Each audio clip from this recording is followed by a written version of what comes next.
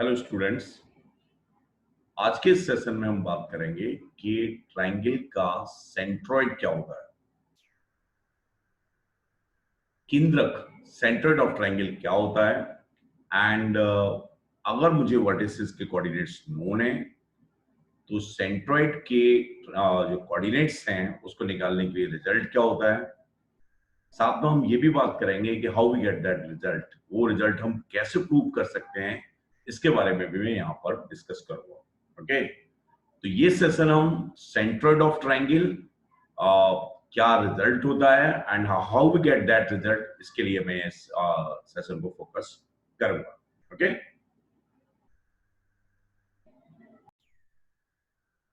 ध्यान से देखिए, सेंट्रोइड ऑफ ट्रायंगल होता क्या है। तो ट्रायंगल में अगर मैं डिफाइन करना चाहूँ तो एक ऐसा पॉइंट जो ट्रायंगल के अंदर लाई करता है और ए बी सी अगर मेरे पास ट्रायंगल है तो सेंट्रोइड डिफाइन कैसे है। मीडियंस का जो इंटरसेक्शन पॉइंट होता है, मीडियंस, अगर मैं वर्टेक्स को अपोजिट साइड के मिड पॉइंट से ज्वाइन करूं, if A1 is the midpoint of B, A1 is to 1 है midpoint of BC, तो A1 and B1 and C1। Okay, ये तीनों के तीनों क्या होते हैं, कंकरेंट होते हैं, ये एक ही पॉइंट पे जाके मिलते हैं।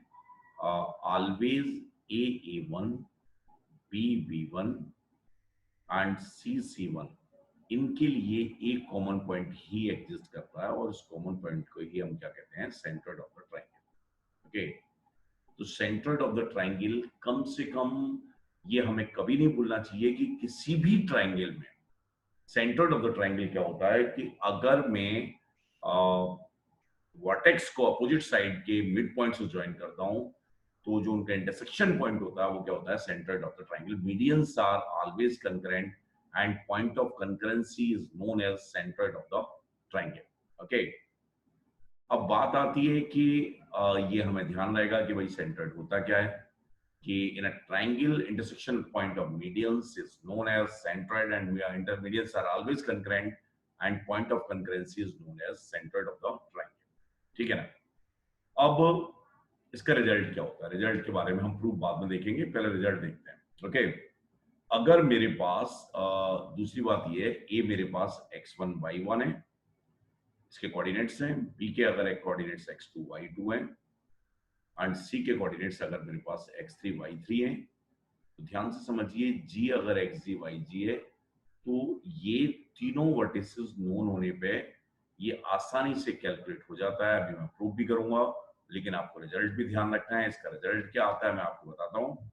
इसका रिजल्ट आता है xg की वैल्यू आती है मेरे पास x1 plus x2 plus x3, x1 plus x2 plus x3 y3। सही है, ये मेरे पास सेंट्रोइड का x कोऑर्डिनेट होता है। अगर मैं सेंट्रोइड के y कोऑर्डिनेट की बात करता हूं तो yg मेरे पास कितना आता है, ध्यान से देखिए, ये मेरे पास आता है y1 plus y2 plus y3 y3। Okay, तो जब जब मुझे वर्टिसेस नोन हैं तो मैं आराम से सेंट्रोइड को कोऑर्डिनेट्स को निकाल सकता हूं, कोई दिक्कत है नहीं। अभी आते कैसे हैं इसको समझिए। मैंने क्या किया, जो सेंट्रोइड की जो बेसिक डेफिनेशन है वो क्या है उसको समझिए। वो उसमें क्या होता है कि centroid is the intersection point of medians. तो अगर ये मेरे पास ए है, x1 y1 है, ये मेरे पास बी है, x2 y2 है, मैं ओनली कैलकुलेशन x के लिए करूंगा, सिमिलर कैलकुलेशन y के लिए भी हो जाएगी। ये मेरे पास x3 y3 है। ओके, तो इसका जो मिड पॉइंट है a1, अगर मैं a1 के बारे में बात करता हूं, अगर मैं a1 के बारे में डिस्कस करूं तो ध्यान से समझना, a1 कितना आएगा मेरे पास, क्योंकि ये मिड पॉइंट है तो मिड पॉइंट सेक्शन फॉर्मूला हम लगाएंगे तो x7 कितना आएगा, x7 आएगा x2 plus x3 y2। Okay, similarly y1 कितना आएगा मेरे पास, y2 plus y3 y2। Okay, एक और बात आपको ध्यान रखनी है जो बहुत ही ज्यादा काम की बात है कि centroid divide the median in the ratio 2:1, geometry से प्रूव भी होता है। AG अपॉन G A1 कितना होता है? 2:1 होता है। In a triangle, medians are concurrent and point of concurrency divide the median in the ratio 2:1। ये हमें ध्यान रखना है, ठीक है ना। अगर ये 2:1 है मेरे पास, जी यहाँ पे इस पर होगा जो इसे 2:1 में डिवाइड करता है। तो मैंने क्या किया, ए और A1 में सेक्शन फॉर्मूला को अप्लाई किया। जैसे ही मैं ए और A1 में सेक्शन फॉर्मूला अप्लाई करूंगा तो XG मेरे पास कितना आएगा, 1 into X1 and into 2 into XA1 by 3। सही है। XA1 की ये वैल्यू हम लिखेंगे तो XG कितना आ जाएगा मेरे पास, X1 plus X2 plus X3 by 3। Okay, similarly YG कितना आ जाएगा, YG भी आ जाएगा मेरे पास Y1 plus Y2 plus Y3 by 3। Okay, इसे अगर मैं शॉर्ट में लिखता हूं तो इसका तरीका क्या होता है, सिग्मा X1 by 3, और इसे शॉर्ट में लिखता हूं तो इसका तरीका क्या होता है, सिग्मा Y1 by 3। मतलब सिग्मा का मतलब क्या है कि ऐसे x का सम है, जब मैं x को x1 लिख दूं एक बार y1 लिख दूं, x2 लिखूं एक बार x3, उनका सम। ओके, तो ये simply I think section formula का एप्लीकेशन था, कोई भी दिक्कत नहीं है। जो काम की बात है वो ये है कि सेक्शन मीडियन जो मेरे पास सेंट्रोइड होता क्या है, सेंट्रोइड, पहली बात ये हमें ध्यान रखनी है, centroid in a triangle medians are always concurrent and point of concurrency is known as centroid of the triangle।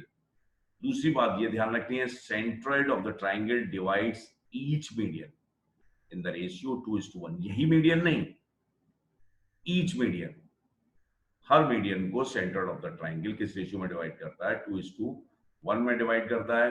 ध्यान से देखना, मेरे पास BG अपॉन BG1 भी कितना आएगा, GB1 B1G, ये भी 2:1 होगा, एंड CG अपॉन CG1 भी कितना आएगा, 2:1 आएगा। Centroid divide the median in the ratio 2:1, and इसे प्रूव करने में सेक्शन फॉर्मूला की हेल्प से हम आसानी से प्रूव कर पाते हैं, कोई टेंशन वाली बात इसमें है नहीं, और मुझे लगता है ये समझ में आ गया है। पहले मैंने मिड पॉइंट के कोऑर्डिनेट्स निकाल लिए, एंड ये नोन है कि मीडियन है 2:1, किसी में भी अप्लाई कर सकते थे, तो इसमें 2:1 अप्लाई किया तो मेरे पास ये आ गया। ये सिग्मा का मतलब शॉर्ट में रिप्रेजेंट करना है, इसका मतलब ही यही है। ओके, तो सेंटर मेरे पास कितना आया, sigma X1 by 3 comma sigma Y1 by 3, और इनफैक्ट है क्या ये सिग्मा X1 का मतलब क्या है, X1 plus X2 plus X3। Okay, ठीक है ना, समझ आ गया, गुड। तो मैंने बहुत ज्यादा कुछ नहीं बताया, दोबारा से रिपीट कर रहा हूं कि सेंट्रोइड क्या होता है, in a triangle intersection point of medians centroid होता है, and medians are always concurrent and point of concurrency is known as centroid, and centroid divide the median, each median in the ratio 2:1। okay, and if vertices are known then centroid का result क्या होता है, sigma X1 by 3 sigma Y1 by 3। Sigma X1 का मतलब क्या है, X1 plus X2 plus X3 by 3 and comma Y1 plus Y2 plus Y3 by 3। okay, good।